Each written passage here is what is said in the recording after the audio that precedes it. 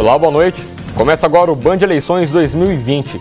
Toda semana nós vamos conversar com os pré-candidatos às maiores cidades aqui da área de abrangência da Band Paulista. Hoje nós recebemos os representantes de Assis. Até o momento, 4 partidos já definiram seus pré-candidatos. Nossa produção fez o convite a todos eles. Os 3 pré-candidatos que aceitaram a participação foram Reinaldo Campanati, do Patriota, Fernando Quinteiro, do PSD, e Adilson Franco, do Democratas. José Fernandes, atual prefeito e pré-candidato à reeleição pelo PDT, foi convidado, mas recusou o convite e justificou a ausência, informando que, conforme vedações da Justiça Eleitoral, todo e qualquer pré-candidato a prefeito está proibido de falar em rádio, TV e qualquer outro meio de comunicação fora do horário eleitoral gratuito, sob pena de representação e sanção eleitoral. De acordo com a equipe jurídica do Grupo Bandeirantes de Comunicação, essa rodada de entrevista tem tratamento isonômico, sem qualquer irregularidade. O artigo 36A da Lei Eleitoral não impede entrevista, apenas limita a atuação para não pedir voto. A ordem de exibição das entrevistas foi definida através de sorteio, assim como os temas: saúde, educação, segurança pública, emprego, infraestrutura e assistência social. Cada um deles terá 8 minutos e meio para expor suas ideias e projetos para a cidade. A gente começa com o pré-candidato Reinaldo Campanati. Ele é formado em engenharia pela USP e tem mestrado e doutorado na área de economia. Fez carreira como professor universitário. Já foi candidato a vice nas eleições municipais de 2016, é deputado federal em 2018. Pré-candidato, muito obrigado pela sua participação, uma boa noite, o nosso tempo começa a correr a partir de agora. A gente começa falando de saúde, um dos temas que foram sorteados para o senhor. Hoje assistem 6 UBSs, que é a Unidade Básica de Saúde, a entrada do morador no sistema do SUS. Se a gente for comparar com uma outra cidade do porte de Assis, Ourinhos, tem 9, um número um pouquinho superior. Muitos moradores relatam que tem que sair de casa, atravessar a cidade para conseguir um atendimento de qualidade em outro bairro. Todo candidato fala, ou pré-candidato, fala que a saúde vai ser uma prioridade. Queria saber do senhor se de fato vai ser uma prioridade, já que o senhor não é da área da saúde, vem de uma experiência econômica, né? E se esse número de UBSs é satisfatório para a população, tem como aumentar? Boa noite. Bom, boa noite a todos, boa noite em especial à população de Assis. Veja bem, Anderson, a pergunta é muito importante e eu posso garantir o seguinte para quem está nos ouvindo. A primeira coisa que nós devemos fazer numa gestão é ter um diagnóstico direto, preciso e objetivo. Então, eu posso garantir, né, para você, para quem está nos assistindo, o diagnóstico mais direto que eu posso fazer é que Assis parou no tempo, tá? Pelo menos há 12, 13 ou 14 anos, parou no tempo em todas as áreas, uma série de motivos, mas parou no tempo.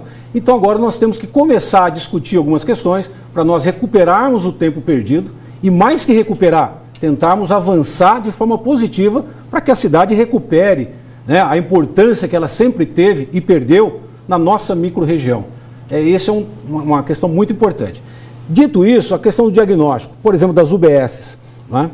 Uma questão muito importante é, primeiro, o número realmente de UBSs que tem Assis. Realmente é um número relativamente pequeno. Não quer dizer que ela não poderia estar atendendo satisfatoriamente, mas pode até ser ampliado o número dessas UBSs. Mas mesmo com essas que estão ali, poderia estar tendo um atendimento mais adequado. Principalmente se você pensar no seguinte: as UBS estão localizadas basicamente nos bairros mais distantes do centro. E geralmente, né, na maioria das vezes, nesses bairros mais distantes do centro, você tem um maior número de população de maior vulnerabilidade social, com dificuldades de acesso a determinados serviços públicos. Ora, então essas UBSs, mesmo em número pequeno, elas têm que ser bem administradas, bem coordenadas, bem estruturadas, para que a população daqueles bairros possa efetivamente ter um atendimento adequado, digno da pessoa. E aí nós temos algumas estratégias, tá? E eu acho que a mais importante delas, de estratégia para melhorar o atendimento das UBSs, as que existem e outras que eventualmente nós possamos criar, dependendo da demanda que seja identificada, porque tudo tem que ser medido, tudo tem que ser diagnosticado para fazer um trabalho sério, com responsabilidade. Então, uma primeira estratégia é nós valorizarmos efetivamente o pessoal da enfermagem. Por que o pessoal da enfermagem? Isso é uma novidade, porque geralmente as pessoas falam em valorizar só o médico. O médico é fundamental, mas o trabalho dele é diferente, a formação é diferente. Eu venho de uma universidade né, a FEMA de Assis, onde nós temos curso de medicina e curso de enfermagem nível superior. Eu consigo enxergar a diferença da formação e do objetivo para qual eles são formados. Essa valorização, desculpa incomodar, seria ampliar mais vagas, aumentar o salário, porque muitos que se formam na FEMA acabam indo para outras cidades trabalhar. Sim. Existiria como dar um salário maior, ter mais vagas, porque às vezes fica um médico no plantão inteiro para atender muita gente, né? Exatamente. Exatamente, Anderson. Está sobrecarregando os médicos. Então, como que eu valorizo o trabalho do médico? É valorizando o trabalho do pessoal da enfermagem. E quando eu falo pessoal de enfermagem, nós temos 3 níveis do ponto de vista organizacional. Todos são importantes, mas do ponto de vista administrativo. Eu tenho o pessoal de nível superior, enfermeiros de nível superior, o nível de auxiliar, tá certo? E o nível técnico. São 3 níveis.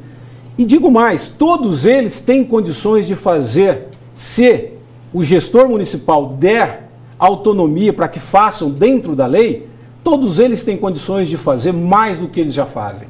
Muitas vezes o pessoal da enfermagem é tolhido, né, pelo gestor municipal ou pela legislação municipal que não é atualizada, naquele trabalho que poderia fazer. Por exemplo, eu já consultei a legislação e enfermeiros de nível superior, né, os enfermeiros que fizeram a faculdade, 5 anos, por exemplo, de formação, eles podem indicar, eles podem prescrever determinados tipos de medicamentos.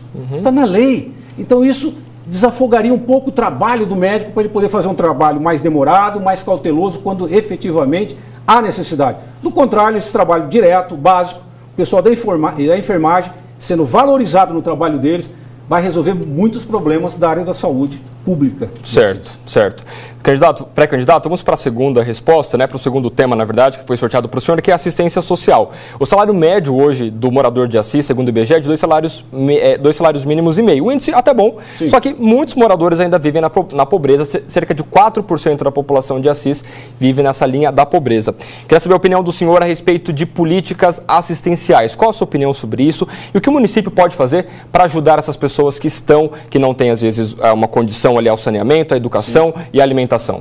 Tudo bem, Anderson.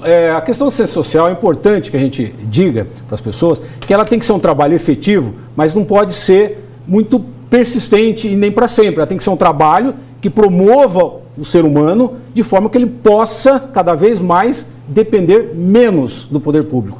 Então, um caráter emergencial, né, rápido. E uma estratégia, por exemplo, a primeira coisa que falta muito em Assis é um diagnóstico, é um levantamento daquelas pessoas que efetivamente estão em estado de vulnerabilidade social. Nós não temos isso. Hoje quase ninguém sabe quem é efetivamente a secretária da promoção social, o secretário ou secretária da promoção social em Assis. Então, nós precisamos ter um trabalho mais efetivo, começando por um cadastramento, uma compreensão, aonde são os bairros que têm o maior número de pessoas em vulnerabilidade social, né, para nós podermos fazer, aí sim, políticas públicas que sejam efetivas. Efetivas, ou seja, quando eu digo efetiva, é aquela política pública que você atende o público que realmente precisa e de forma adequada, de forma correta. Não um atendimento qualquer só para falar que fez. Caso eleito, o senhor vai deixar essa parte para o governo federal? A gente sabe que tem Bolsa Família, outras medidas de assistência social, ou a Prefeitura de Assis vai tomar rédea e vai cuidar pessoalmente dessa assistência a essas pessoas? Não, nós temos, sim, o gestor municipal tem obrigação de fazer a sua parte. O município que conhece melhor a realidade dos seus munícipes. A nossa vida se dá no município, né? Mas nós vamos tomar as rédeas, nós vamos tomar iniciativas, da forma como eu falei para você anteriormente, mas eu não tenho dúvidas, até com a presença que eu tive um pequeno tempo no governo federal, né? Como secretário nacional da Economia Criativa em Brasília, eu consegui abrir muitas portas, inclusive no ministério lá da dona Damares, onde nós poderemos estabelecer, pedir para o secretário de Assistência Social estabelecer caminhos de ida e volta para que nós possamos efetivamente oferecer um trabalho de assistência social que seja diretamente para aquele que mais precisa. Isso nós poderemos fazer. Agora, nós não podemos abrir mão da responsabilidade do município. A gente tem menos de 1 minuto para candidato. Essa sua proximidade com o governo federal é muito grande. O senhor fez até campanha, presidente Jair Bolsonaro, nas eleições. Isso ajuda ou você espanta parte do eleitorado? Não, é a minha convicção. Eu acho, não sei se ajuda ou se espanta, mas é a minha convicção.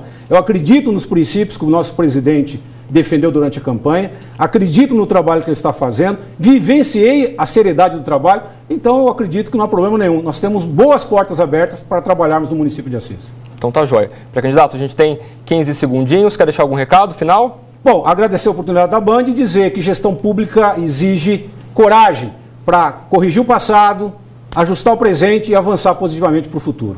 É isso, muito obrigado. Tá, jóia. Muito obrigado pela sua presença, pré-candidato. Uma boa noite para o senhor. A gente vai para o intervalo e voltamos com mais uma entrevista em instantes.